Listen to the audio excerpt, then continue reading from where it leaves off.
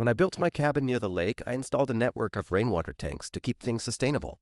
They sat behind my barn, catching runoff from the roof, filtering it through gravel and charcoal, and storing thousands of gallons for dry months. It wasn't just for me, I also volunteered that water for the community garden down the road. The garden was a shared project started before the HOA ever moved in. Local families grew tomatoes, squash, herbs, even sunflowers. Kids from the school came for field trips. Retirees spent mornings pulling weeds and swapping recipes.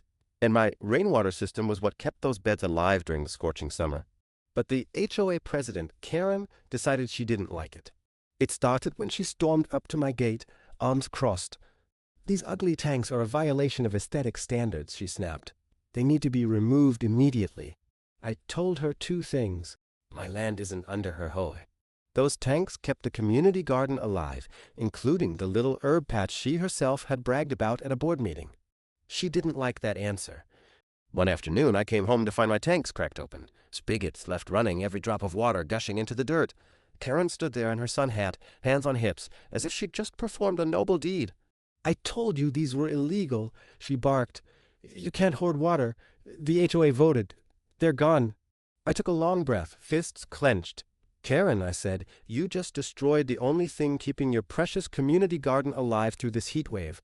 She scoffed. "That garden isn't your concern anymore. We'll connect it to city water." Except she didn't know the city had already denied their request. Too much strain on the system. My tanks were the only approved source. 2 weeks later, the garden wilted. Tomatoes shriveled on the vine. Squash plants drooped.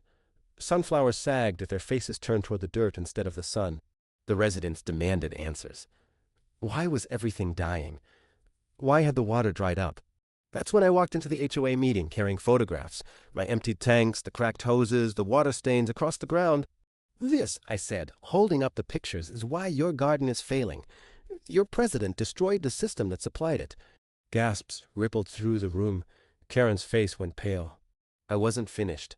"Lucky for you, I kept the receipts and the county permits," I continued. "That rainwater system is certified and legal. The only thing illegal is what Karen did. She trespassed, vandalized my property, and ruined a community resource." The crowd turned on her instantly. One resident shouted, "You killed our food supply." Another waved a dead tomato vine like evidence in a trial.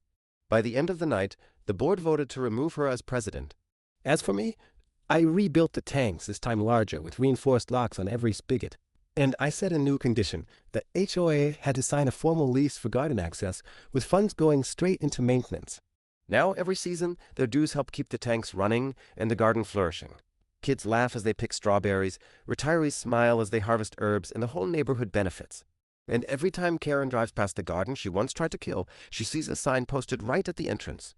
"Water supplied by private property with permission." She thought she was punishing me.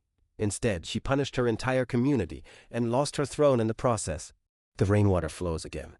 The garden thrives. And Karen? She's left bone dry, just like those tanks she emptied.